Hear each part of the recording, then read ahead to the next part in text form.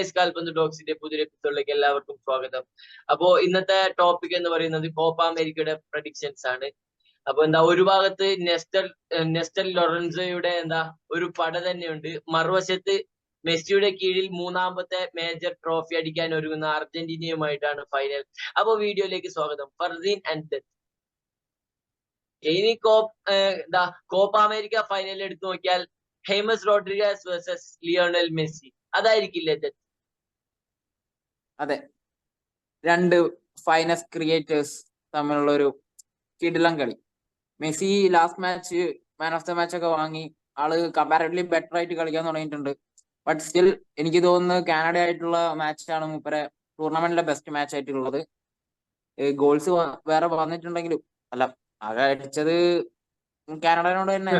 But first ഗ്രൂപ്പിലുള്ള Canada മാച്ചാണ് മെസ്സിന്റെ ടൂർണമെന്റിലെ best match ആയിട്ട് എനിക്ക് കൺസിഡർ ചെയ്യാൻ തോന്നിയിട്ടുള്ളത്. കാരണം അതില് കുറെ ബെറ്റർ ആയിട്ടാണ് കളിച്ചത്. അയാള് മോസ്റ്റ്ലി ഇൻവോൾവ് ആയി എല്ലാ അറ്റാക്സിലും അർജന്റീനയുണ്ട്. ഓക്കെ, പക്ഷെ ഞാനൊരു വീഡിയോയുടെ തുടക്കത്തിന് വേണ്ടി ഹെയ്മസ് റോഡ്രിഗസ് വേഴ്സസ് മെസ്സി എന്ന് പറഞ്ഞതേ ഉള്ളൂ. പക്ഷെ കാര്യം നോക്കിയാ ഹെയ്മസ് റോഡ്രിഗസ് ഫാർ സുപ്പീരിയർ ആണ് ഈ ഒരു കോപ്പ അമേരിക്കയില്. അദ്ദേഹം മോസ്റ്റ് ചാൻസസ് ക്രിയേറ്റഡ് ആണ്, 6 അസിസ്റ്റ് ഉണ്ട്, ഭയങ്കര ബോൾ പ്രൊവൈഡിങ് ആണ്. അതായത് ഇപ്പോ സൈഡിലുള്ള ലൂയിസ് ഡയാസിനായാലും സ്ട്രൈക്കേഴ്സിനൊക്കെ ആയാലും മെസ്സിയെക്കാളും ഒരു പടി മുന്നിൽ തന്നെയാണ് ഹെയ്മസ് റോഡ്രിഗസ്. ഫർസി തീർച്ചയായും ഈ ഒരു ടൂർണമെന്റ് സിറ്റുവേഷൻ എടുക്കുകയാണെങ്കിൽ മെസ്സിയെക്കാളും ഒരുപാട് മുമ്പിലാണ് ജെയിംസ് റോഡ്രിഗസ്. അപ്പൊ ഓൾമോസ്റ്റ് 4 മാൻ ഓഫ് ദ മാച്ചസും 6 അസിസ്റ്റും വരുന്ന പുള്ളിയെ തന്നെയാണ്. പുള്ളി ലൂയിസ് ഡിയാസ് ആയിരിക്കും സാധാരണ ആന്റിസിപ്പേറ്റഡ് ടാലിസ്മാനോ, കാരണം പുള്ളിയല്ല ടോപ്പ് ലെവലിൽ. പുള്ളി സാവപ്പോഴാണ് കളിക്കുന്നത് ജെയിംസ് റോഡ്രിഗസ്. ശരിക്കും പറഞ്ഞാൽ ആരെ എക്സ്പെക്ട് ചെയ്യാത്ത ഒരു പെർഫോമൻസ് ആണ് ജെയിംസ് റോഡ്രിഗസിന്റെ ഭാഗത്ത്. 10 കൊല്ലം മുമ്പ് വേൾഡ് കപ്പ് കളിച്ച ആ ടൈപ്പ് അതേ ലെവലില്. ഈവൻ ഏജ് വ്യത്യാസമുണ്ട്. പുള്ളി പറയുന്ന ഒരു കയറിന്റെ ടോയ്ലറ്റിലേക്ക് ഇന്നലെ 33 ഇയേഴ്സ് ഏജ് ആയി പുള്ളിക്ക്. അപ്പോ ആരും എക്സ്പെക്ട് ചെയ്യാത്ത ലെവലില് ഈ ടോപ്പ് ലെവലില് ഉറുഗ്വേനൊക്കെ ഏത് ടീമിനൊക്കെയാണ് പുള്ളിക്ക് പറയുന്ന കൺസിസ്റ്റന്റോടെ കളിക്കുന്നത്. അല്ലാണ്ട് ചെറിയ ടീം വലിയ ടീം അതൊരു വ്യത്യാസമില്ല പെർഫോമൻസിൽ. പുള്ളിയുടെ കൺസിസ്റ്റൻസി തിരിച്ചു വന്നു പറഞ്ഞ. അപ്പോ പുള്ളിയുടെ അർജന്റീനയാണ്. അർജന്റീന ചെറിയ ടീമിന്റെ ഒപ്പം വരുമ്പോ ഒരു കളി മങ്ങിപ്പോകുന്ന അവസ്ഥയും, എന്നാ ഇപ്പോ കൊളംബിയ, ബ്രസീല്, ഫ്രാൻസ് പോലുള്ള ടീംസിനെതിരാകുമ്പോ അർജന്റീനയുടെ ആ ഒരു ടോപ്പ് ലെവലാണ് അർജന്റീന കളിക്കുക. തീർച്ചയായും അതൊരു മെന്റാലിറ്റി മോസ്റ്റേഴ്സ് ആണ് ഈ സ്കലോണിന്റെ അണ്ടറിലാണ് ഈ അർജന്റീന പറഞ്ഞത്. കാരണം അവർക്ക് പറയുന്നത് എതിരാളി ഒരു വിഷയമല്ല. പിന്നെ ചെറിയ ടീംസ് അണ്ടർ എസ്റ്റിമേറ്റ് ചെയ്ത തോന്നി പലപ്പോഴും അർജന്റീന. വലിയ ടീമിന് ഇക്കഡോറിനെതിരെ അതാണ് കാണാൻ പറ്റിയത്. ഭയങ്കര ലേസി ആയിട്ടുള്ള ഒരു അർജന്റീന പോലെയൊന്നുമല്ല അർജന്റീന കളിച്ചത്. അർജന്റീന കളി ലാസ്റ്റ് ആകുമ്പോ മനസ്സിലായി അർജന്റീന തീരെ എക്സ്പെക്ട് ചെയ്തില്ല ഇക്കഡോർ ഇതുപോലെ ഹൈ ഇന്റൻസിറ്റിയോടെ കളിക്കുമെന്ന്. കാരണം പ്ലേയേഴ്സ് എല്ലാം ഒരിക്കലും ഇപ്പൊ ഫൈനലിലേക്ക് ഇറങ്ങുക അർജന്റീന. ഇല്ല അതുപോലെയല്ല. കാരണം ഞാൻ എക്സ്പെക്ട് കാരണം ബെസ്റ്റ് ടീമാണ് ടൂർണമെന്റിലെ ബൈ ഫാർ കൊളംബിയ. കാരണം ഉറുഗ്വ ഒരു സ്റ്റേജ് കഴിഞ്ഞിട്ട് കൺസിസ്റ്റന്റ് അല്ല. കാരണം എല്ലാവരും എക്സ്പെക്ട് ചെയ്ത അർജന്റീനയുടെ ബെസ്റ്റ് കോമ്പറ്റീറ്റേഴ്സ് ഉറുഗ്വ ആവുന്നു. പക്ഷെ ഒരു സ്റ്റേജ് കഴിഞ്ഞപ്പോ അവർ പറയുന്ന ചാൻസസ് കൺവേർട്ട് ചെയ്യാതെ ഒരുമാതിരി റെസ്ലിംഗ് ഫുട്ബോൾ ആ ഒരു ഓവർ ഫ്രസ്ട്രേറ്റഡ് ആയ കളിയൊക്കെ ഉറുഗ്വയുടെ ഭാഗത്തുനിന്നുണ്ടായിരുന്നു. പക്ഷെ ഒരു സ്പെയിനൊക്കെ യൂറോയിൽ കളിക്കുന്ന ലെവലിൽ കളിച്ചത് കൊളംബിയാണ് ശരിക്കും പറഞ്ഞത്. ഇവൻ ഒരു റെഡ് കാർഡ് കിട്ടിയിട്ട് പോലും അവര് തീരെ വിട്ടുകൊടുക്കാതെ തന്നെ ഡിഫൻസീവ് മോഡിൽ പോവാതെ തന്നെ അറ്റാക്കിംഗ് ഫുട്ബോൾ മെയിൻറ്റെയിൻ ചെയ്ത് യുറുഗ്വ പോലുള്ള ടോപ്പ് ബിയൽസ പോലെ ഇന്റലിജന്റ് മാനേജറിനെതിരെ പോകാൻ പറ്റി. അപ്പൊ കൊളംബിയ ഉറുഗ്വ വേഴ്സസ് കൊളംബിയ മത്സരം എടുത്തു നോക്കിയാൽ 60 മിനിറ്റ് ഫുട്ബോൾ കളിക്കുകയും ബാക്കി മിനിറ്റ് ഡാൻസ് കളിക്കുകയും ചെയ്ത ഒരു പ്ലെയർ ഉണ്ട്, റിച്ചാർഡ് റയോസ്. അവനെ എങ്ങനെ പിടിച്ചു കെട്ടുമെന്നാണ് എനിക്ക് അർജന്റീന എങ്ങനെ പിടിച്ചു കെട്ടുമെന്നാണ് എനിക്ക് കാണേണ്ടത്. കാരണം ബൈ ഫാർ വേൾഡ് കപ്പ് എടുത്ത് നോക്കിയാലും കഴിഞ്ഞ കോപ്പ അമേരിക്ക നോക്കിയാലും അർജന്റീനയുടെ ഏറ്റവും മോശം ഡിഫൻസീവും മിഡ്ഫീൽഡും ആണ് നമുക്ക് ഇപ്രാവശ്യം കാണാൻ പറ്റും, അല്ലേ ഡെത്ത്? അതെ, പക്ഷെ ലാസ്റ്റ് മാച്ച് കാനഡയോടുള്ള മാച്ചിൽ ഇമ്പ്രൂവ് ആയിട്ടുണ്ട്. Argentina team all over completely improve ആയിട്ടുണ്ട്. എനിക്ക് തോന്നുന്ന അവരിനി അണ്ടർ എസ്റ്റിമേറ്റ് ചെയ്യാൻ നിൽക്കൂല അവർ ഓപ്പോണന്റിന്. അത് ഇക്വഡോറിന്റെ കയ്യിൽ നിന്ന് പഠിച്ചിട്ടുണ്ട് എന്നാണ് എനിക്ക് തോന്നുന്നത്. ഡെപ്പോൾ ആയാലും സ്റ്റെപ്പ് അപ്പ് ചെയ്ത് തുടങ്ങിയിട്ടുണ്ട്. എൻസോ ആയാലും സ്റ്റെപ്പ് ചെയ്ത്. എൻസോ ഇപ്പൊ പഴയ പോലെ പിവറ്റ് റോളിലേക്ക് മാറിയിട്ടുണ്ട്. അത് അവന്റെ ഗെയിമിനെ തന്നെ നല്ല രീതിക്ക് ചേഞ്ച് ചെയ്തിട്ടുണ്ട്. ആൻഡ് കഴിഞ്ഞ പ്രാവശ്യം നമ്മൾ പറഞ്ഞ പോലെ തന്നെ എൻസോനെ അറ്റാക്കിൽ ഇട്ടിട്ട് വലിയ ഗുണമില്ല. പക്ഷെ അവന്റെ നാച്ചുറൽ പൊസിഷനായ പിവോട്ടിൽ തന്നെയാണ് ഇപ്പൊ ആള് വളരെ ഇമ്പ്രൂവ് ആയി.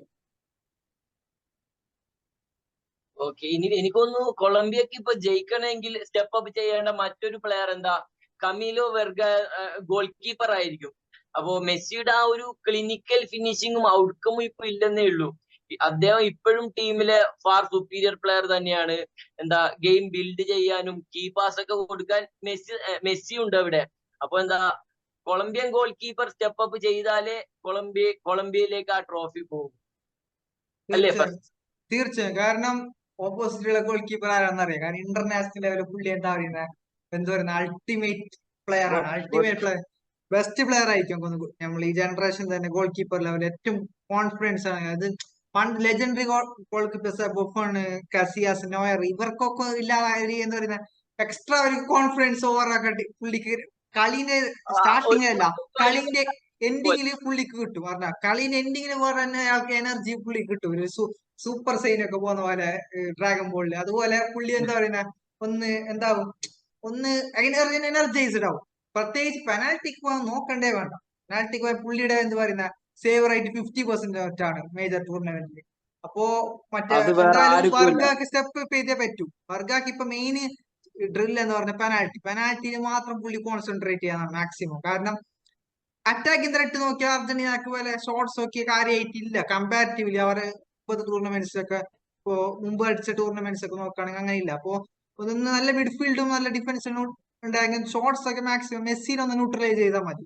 അപ്പോ മെസ്സിനെ ന്യൂട്രലൈസ് ചെയ്യാൻ പറ്റുന്നല്ലോ. കാരണം ഈ ടൂർണമെന്റിൽ സാധാരണക്കാളും മെസ്സിനെ ന്യൂട്രലൈസ് ചെയ്യാൻ പറ്റി എവിടെ കാണുന്ന സംഭവമാണ്. അപ്പോ ഉറിബെ ഒക്കെ ഉറിബെ, റിയോസ്, പിന്നെ എന്താ മെസ്സിയുടെ ഒരു എന്താ ഏജിങ് ആയിട്ട് വന്നു. മെസ്സിയുടെ ഒരു സമയം അടുത്തു എന്ന് പറയാൻ തോന്നുന്നു എനിക്ക് ഈ കോപ്പ അമേരിക്ക വേണ്ടി.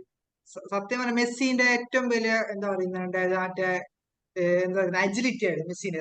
എജിലിറ്റിക്ക് ഏറ്റവും വേണ്ടത് സ്പീഡാണ്. ആ സ്പീഡ് പുള്ളി എടുക്കില്ലേ പണ്ടത്തെ പോലല്ല.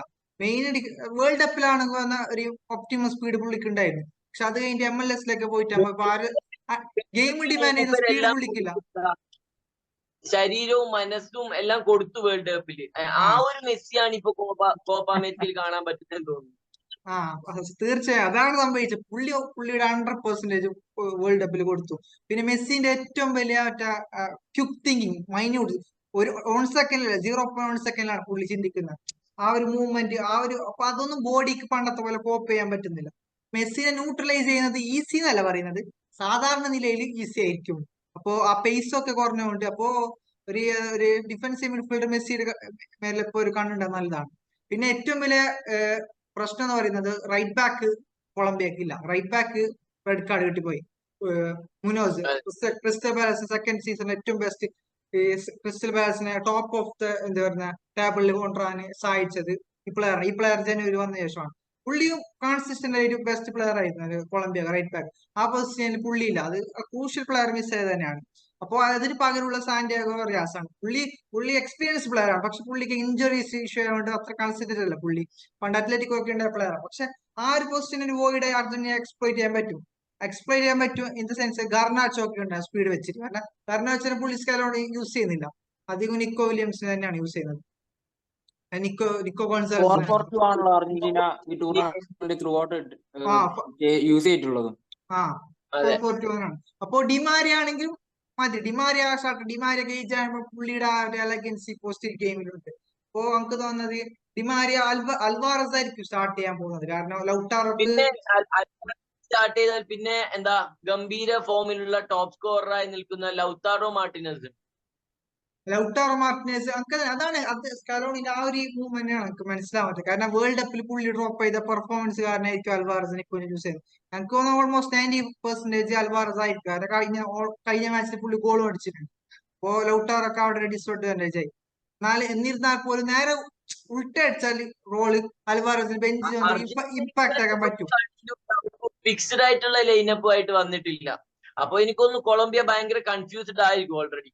അതായിരിക്കും. പക്ഷെ എനിക്ക് തോന്നുന്നു ഈ സിറ്റുവേഷനിലൊക്കെ അൽവാറസ് നിൽക്കാനാണ്. പക്ഷെ നേരെ തിരിച്ചായിരിക്കും നല്ലത്. ലൗട്ടാറോ സ്റ്റാർട്ടിങ് അൽവാറസ് ഒരു ബെഞ്ചിൽ നിന്നുള്ള ഇമ്പാക്ട് ആകുന്നത് സ്പീഡി പ്ലെയർ ആണ് കുറച്ച്.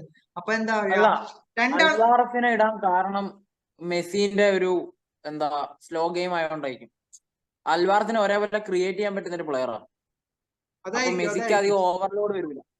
അപ്പൊ എനിക്ക് തോന്നുന്നു ആ ഒരു അപ്പൊ ആ പോസ്റ്റിലെ ഒരു എഫക്ട് ചെയ്യാണ്ടിരിക്കാനായിരിക്കും ഡിമാരിയ സ്റ്റാർട്ട് അൽവാറസിനെ ചെയ്ത് യൂസ് എനിക്ക് ചെയ്യും. തോന്നുന്നു ആ ഒരു പ്രശ്നം മാക്സിമം കുറയും. ഡിമാരിയ അതെ, മെക്കാലിസ്റ്റർ ഉണ്ടെങ്കിൽ ആ ഒരു പ്രശ്നം വരില്ല. ഗർനാച്ചോനെ യൂസ് ചെയ്യണം മാക്സിമം എനിക്ക് തോന്നുന്നത്. കാരണം ഇപ്പൊ ഒരു അവരുടെ റൈറ്റ് സൈഡ് കുറച്ച് വീക്ക് ആയ ടൈം നോക്കുകയാണ്. ഗർനാച്ചോനെ സ്റ്റാർട്ട് ചെയ്യണമെന്ന്, സ്റ്റാർട്ട് എന്താ ചെയ്യില്ല, ലാസ്റ്റ് 10 മിനിറ്റ്സിലൊക്കെ യൂസ് ചെയ്യാനാണ്. പിന്നെ ഇനി സ്റ്റെപ്പ് അപ്പ് ചെയ്യേണ്ട പ്ലെയർ അർജന്റീന എൻസോ ഫെർണാണ്ടസ് ആണ്. എൻസോ ഫെർണാണ്ടസ് ഓക്കെ കാനഡയിലൊക്കെ കളിച്ചു, ഓക്കെ. കാരണം കാനഡക്ക് അത്ര വലിയ ക്വാളിറ്റി ഉള്ള ടീമല്ല. കൊളംബിയ കാനഡ പോലല്ല. കൊളംബിയയിൽ പഠിക്കുന്ന ടോപ്പ് ലീഗ്സിൽ കളിക്കുന്ന പ്ലേയേഴ്സ് ഒക്കെയാണ്. പിന്നെ എക്സ്പീരിയൻസ് പ്ലേയേഴ്സ് ആണ്. അപ്പോ ആ ഒരു ഇന്റൻസിറ്റി പ്രതീക്ഷിച്ച് കളിക്കാൻ പറ്റൂല എന്തായാലും. മെക്കാലിസ്റ്ററും ഡിപ്പോളും എൻസോ ആണ് സ്റ്റെപ്പ് അപ്പ്. ഡിപ്പോളും കുറച്ചുകൂടി സ്റ്റെപ്പ് അപ്പ് ചെയ്യാണ്ട്. മെക്കാലിസ്റ്റർ മാത്രമാണ് മിഡ്ഫീൽഡ് കൺസിസ്റ്റന്റ് ആയി കളിക്കുന്നുള്ള പ്ലെയർ. അപ്പോ അവരെ ഡിഫൻസിലും മൂന്നാളും ലൈനപ്പിൽ സ്ഥിരം ഉണ്ടാവും. നമുക്കൊന്ന് റൈറ്റ് ഇതുവരെ ബാക്ക് ഒന്ന് ചേഞ്ച് ചെയ്യാത്ത ലൈനപ്പിൽ അവരാ. റൈറ്റ് ബാക്കിൽ അർജന്റീന മോളിനെ ഒന്നും കൂടി കുറച്ച് വേൾഡ് കപ്പ് പെർഫോമൻസ് ഒന്നും പുള്ളിയുടെ ഭാഗത്ത് വരുന്നില്ല. ടാഗ്ലിഫിക്കോ ഒക്കെയാണ്. മൊളീനെ കുറച്ചും കൂടി സ്റ്റെപ്പ് ചെയ്യാനുണ്ട്. റൊമേറോ കുറച്ചും കൂടി എന്താ പറയുക ഡ്യൂട്ടീസ് അധികം വരുന്ന പോലെ മാച്ചസിൽ കാണാറുണ്ട്. ബാക്കി മൂന്ന് പക്ഷെ ഇപ്പൊ അർജന്റീനയുടെ അറ്റാക്ക് നോക്കിയാൽ തന്നെ അർജന്റീന അറ്റാക്ക് ഭയങ്കരമാണ്. പക്ഷെ കൊളംബിയയുടെ ഡിഫൻസ് അതിലും ഭയങ്കരമാണ്. കാർലോസ് ക്യൂസ്റ്റയും എന്താ സാഞ്ചസ് അവിടെ ഭയങ്കര സോളിഡ് ആണ്. അത്രയും നല്ലൊരു ഡിഫൻസ് അർജന്റീനക്ക് ഉണ്ടെന്ന് എനിക്ക് തോന്നുന്നില്ല. രണ്ടു സെന്റർ ബാക്ക് കോംബോ. അത് തന്നെയാണ്. കാരണം നമുക്ക് ആ ഒരു എന്താ പറയുക കോമ്പിനേഷൻ അവർക്ക് ലഭിച്ചു. രണ്ടും നമുക്ക് നല്ല അത്യാവശ്യം സ്പീഡി. സാഞ്ചസ് ആണ് എക്സ്പീരിയൻസ്ഡ്, മറ്റേതാണെങ്കിൽ എന്താ റൈസിംഗ് ടാലന്റ്. അപ്പൊ ആ ഒരു കോമ്പിനേഷൻ ആണ് ഇപ്പൊ എല്ലായിടത്തും വർക്ക് ചെയ്യുന്നത്. എക്സ്പീരിയൻസ് പ്ലെയറും എന്താ പറയുന്നത് യങ് പ്രോസ്പെക്റ്റും. ആ ഒരു കോമ്പിനേഷൻ വർക്ക്ഔട്ട് ചെയ്യുന്നത് തന്നെ പറയാം സെന്റർ ബാക്കിൽ. പിന്നെ അവരുടെ ഉറുബെ ഡിഫൻസ് നല്ല മിഡ്ഫീൽഡർ ആണ്. പിന്നെ റിച്ചാർഡ് റിയോസ് പുള്ളിയാണ് best box to box midfielder. James Rodriguez അതിന്റെ പ്ലെയർ ഓഫ് ദ ടൂർണമെന്റ് അടുത്ത വരുന്ന സെക്കൻഡ് പൊസിഷനിൽ വരുന്ന പ്ലെയർ ആണ് പുള്ളിയുടെ ഓവറോൾ പെർഫോമൻസ് പിച്ചിലുള്ള മറ്റേ ഒരു പ്യൂർ എന്ന് പറയുന്ന സൗത്ത് അമേരിക്കൻ മിഡ്ഫീൽഡർ വൈബ്സ് ആണ് പുള്ളി കിട്ടുന്നത്. അപ്പോ ഭയങ്കര ചാലഞ്ചിങ് മാച്ച് ആയിരിക്കും. പിന്നെ ബെഞ്ചിൽ നിന്ന് വരാനുള്ള പ്ലേയേഴ്സ് ആണ് ശ്രദ്ധിക്കേണ്ടത്. ബൊറയും പിന്നെ സിനിസ്റ്ററോ രണ്ടു നല്ല സ്പീഡി പ്ലേയേഴ്സ് ആണ്. അപ്പോ അർജന്റീന കഴിഞ്ഞ ഇക്വഡോർ മാച്ചിൽ കണ്ടത് കാരണം 60-70 മിനിറ്റ് കഴിയുമ്പോൾ എക്സോസ്റ്റഡ് ആണ് ടീം. ഈ സ്പെയിൻ എക്സോസ്റ്റഡ് ആണ്. അർജന്റീന എന്താ പറയുന്നില്ല ഒരു സ്ലോ. അപ്പോ ഒരു എന്താ ഒരു മിസ് പാസ് കൗണ്ടർ ഒക്കെ വന്നെങ്കിൽ അത് ചെറുത്ത് നിൽക്കാൻ കഴിയുന്നില്ല. പക്ഷെ ഈ ബൊറെ എനിക്ക് സിനിസ്റ്റർ തോന്നുന്നു മെസ്സിയെ പോലെ തന്നെ എല്ലാ പ്ലേയേഴ്സും ആ വേൾഡ് കപ്പോട് കൂടി എന്താ ഒരു ക്ഷീണിച്ച പോലെയാണ് കളിക്കുന്നതെന്ന് എനിക്ക്. ഒന്നാമത് ക്ഷീണിയാണ്. ആരും ക്ലബ് ലെവലിൽ അധികം ടോപ്പായിട്ട് കളിച്ചിട്ടില്ല അതാണ് അതിനുശേഷം. ആകെ ആകെ ആരും എന്താ മാർട്ടീനസ് ആണ് കളിച്ചിട്ടുള്ളത്. 2 മാർട്ടീനസും എമിലിയാനോ പിന്നെ അർജന്റീന ആരാണ് ടോപ്പ് ലെവൽ കളിച്ച കഴിഞ്ഞ സീസൺ? ആകെ 2 പ്ലെയർ ഒക്കെ ലൗട്ടാറോ മാർട്ടിനസ്, പിന്നെ Mac Allister second half of the season, പിന്നെ എമി മാർട്ടിനസ്. ഇവർ 3 പേരെ കളിച്ചിട്ടു. കുട്ടി റൊമേറോ ആണെങ്കിലും ലിസാൻഡ്രോ ഫുള്ള് പരിക്കായിരുന്നു. ഡിപ്പോൾ ആണെങ്കിലും ആവറേജ്. എൻസോ എടുത്ത് നോക്കിയാ മെക്കലിസ്റ്റർ എന്താ ഗോൾ കീപ്പർ ഒഴികെ എന്താ മെക്കലിസ്റ്റർ മാത്രമാണ് കൺസിസ്റ്റന്റ് ആയിട്ട് കളിച്ചിട്ടുള്ളത്. ഇവർ 2 പേര്. ബാക്കി എല്ലാവരും ബിലോ പാറാണ്. അൽവാരസ് ബിലോ പാറാണ്. ഡിപ്പോൾ ബിലോ പാറാണ്. എൻസോ പറയണ്ട ഡിസാസ്റ്റർ ആണ്. Chelsea season. അൽവാറസിന്റെ കാര്യം പറയുകയാണെങ്കിൽ അത് അയാളെ ഡെബ്രോയിന് പകരം ഇട്ടിട്ട് നന്നായിട്ട് കളിച്ചിട്ടുണ്ട്. നല്ല ക്രിയേറ്റർ ആയിട്ട് കളിച്ചിട്ടുണ്ട്. പക്ഷെ ആ ഒരു സ്ട്രൈക്കർ ഇൻസ്റ്റിങ് അവിടെ കുറഞ്ഞു. എന്താ ഔട്ട് ഓഫ് പൊസിഷൻ കളിപ്പിക്കുന്നുണ്ട്. പിന്നെ ആ പൊസിഷനിൽ ഫോർഡൻ ആള് പോവാൻ റെഡിയാണെന്ന്, സിറ്റിയിൽ നിന്ന് ലീവ് ചെയ്യാൻ റെഡിയാണെന്നുള്ള രീതിക്ക്. കാരണം ഹാലൻഡ് കാരണം പുള്ളിക്ക് മനസ്സിലായി ക്രൂഷ്യൽ മാച്ചസിലൊക്കെ ഗാർഡിയോള പുള്ളി ഇട്ടിട്ടില്ല. അപ്പൊ മനസ്സിലായി പുള്ളിയുടെ സ്ക്വാഡിലെ റോള് ഒരു എന്താ പറയുന്ന ഒരു ഇമ്പോർട്ടന്റ് പ്ലെയർ മാത്രമാണ്, ക്രൂഷ്യൽ പ്ലെയർ അല്ല ഒരിക്കലും. അപ്പോ ആ ഒരു പ്രശ്നം ഉണ്ടല്ലോ. പ്ലേയേഴ്സ് ഒന്നും ടോപ്പ് ലെവലിൽ കളിച്ചില്ല പണ്ടത്തെ പോലെ. പണ്ട് വേൾഡ് കപ്പിലെ ടൈമിൽ അൽവാറസ് സൂപ്പർ ഫോമിലായിരുന്നു. അപ്പൊ അർജന്റീനയില് അല്ലാങ്കും players top club level top അല്ലെങ്കിൽ നാഷണൽ ലെവൽ വേറെ ഡിഫറെന്റ് ഗ്രേവി കളിയാണ്. പക്ഷെ അത് ഇപ്രാവശ്യം കളിയിൽ പ്രതിഫലിച്ചിട്ടാണ്. കാരണം എല്ലാവരും എന്താ പറയാ ഒരു ലാഘവത്തോടെയാണ് മൊത്തത്തിൽ കളി കാണുന്നത്. ഓക്കെ, അപ്പൊ ഇനി നമ്മള് പ്രഡിക്ഷനിലേക്ക് കടക്കുകയാണ്. ഡെത്ത് എന്തായിരിക്കും ഫൈനൽ? 2-1 അർജന്റീന. 2-1 അർജന്റീന. ഓക്കെ. ഏത് പ്ലെയറിനാണ് ഇതാ ഇപ്പൊ 2-1 അർജന്റീന, അതായത് അർജന്റീന ജയിക്കണമെങ്കിൽ ഒരു player man of the match ആയിരിക്കണം. അത് ഏത് പ്ലെയർ ആയിരിക്കും? മാൻ ഓഫ് ദ മാച്ച് എനിക്ക് തോന്നുന്ന ഇതിലും അമേഷ് റോഡ്രിഗസ് തന്നെ ആയിരിക്കും. അർജന്റീനക്ക് ഒരു കംഫർട്ടബിൾ ഗെയിം ആയിരിക്കില്ല. 2-1 ഹേമസ് റോഡ്രിഗസ് ആയിരിക്കുമോ മാൻ ഓഫ് ദ മാച്ച്? അതെ അതെ.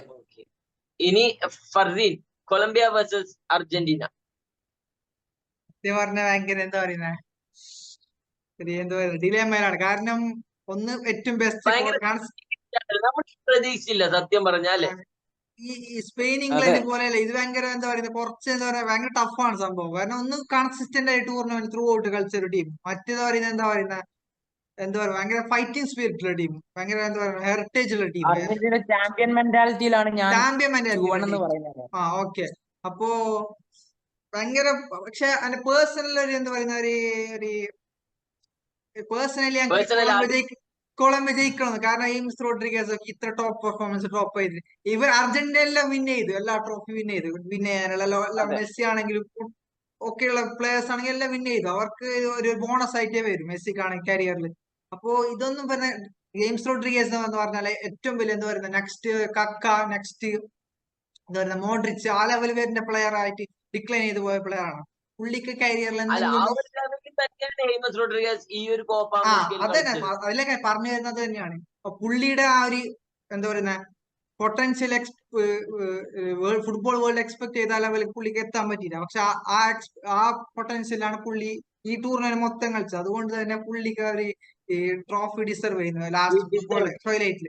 അപ്പോ എനിക്ക് തോന്നുന്നു എന്റെ പേഴ്സണൽ ഹിസ്റ്ററി പറയുന്ന ഒരു ഫുട്ബോൾ എന്ന് പറയുന്ന ഒരു ക്രിട്ടിക്കുന്ന ഒരു ഫേവറിസം കാണിച്ചത് എനിക്ക് തോന്നുന്നത് കൊളംബിയ ഒരു 1-0 വിൻ ഫോർ കൊളംബിയ ആണ്. അപ്പോ ഞാൻ പ്രഡിക്ട് ചെയ്തത്. ഓക്കെ, ഇനി എന്റെ ഒരു പ്രഡിക്ഷനിലേക്ക് വന്ന 2-0 അർജന്റീന ജയിക്കാനാണ് എന്താ എന്റെ ഒരു പ്രഡിക്ഷൻ.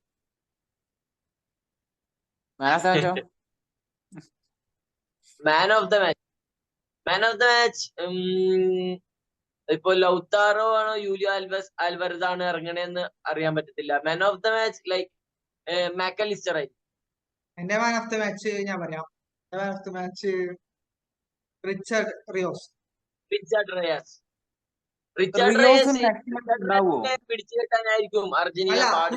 പുള്ളി കളിക്കുകയാണെങ്കിൽ റിച്ചാർഡ് റിയോസ് ആയിരിക്കും. അല്ലെങ്കിൽ എനിക്ക് തോന്നുന്നത് ജെയിംസ് റോഡ്രിഗസ് ഇപ്പൊ ഇതല്ലേ കൊളംബിയ ജയിക്കാൻ ചാൻസ് ഇല്ല.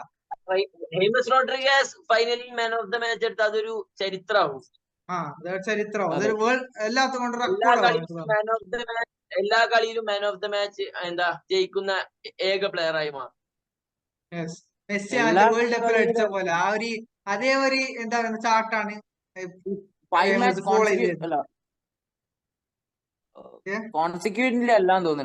ഏതോ ഒരു മാച്ച് മിസ്സായി പുള്ളിക്ക്, ബാക്കിയെല്ലാം കിട്ടി. പക്ഷെ എന്നാലും ആ മെസ്സി ഡ്രോപ്പ് ചെയ്ത് അതേ വേൾഡ് കപ്പിന്റെ ആ ഒരു ചാർട്ടിലാണ് പുള്ളി പോകുന്നത്. അങ്ങനെ കണ്ടിന്യൂ ആയിട്ട് അതുകൊണ്ട് ഹേമസ് റോഡ്രിഗസ്. അപ്പൊ എന്താ കുറെ വർഷങ്ങളായ ഒരു മേജർ ടൂർണമെന്റിൽ തോൽക്കാത്ത അർജന്റീനയെ തോൽപ്പിക്കാൻ കൊളംബിയക്ക് പറ്റുന്ന ഒരു മഹത്തായ ദിവസം.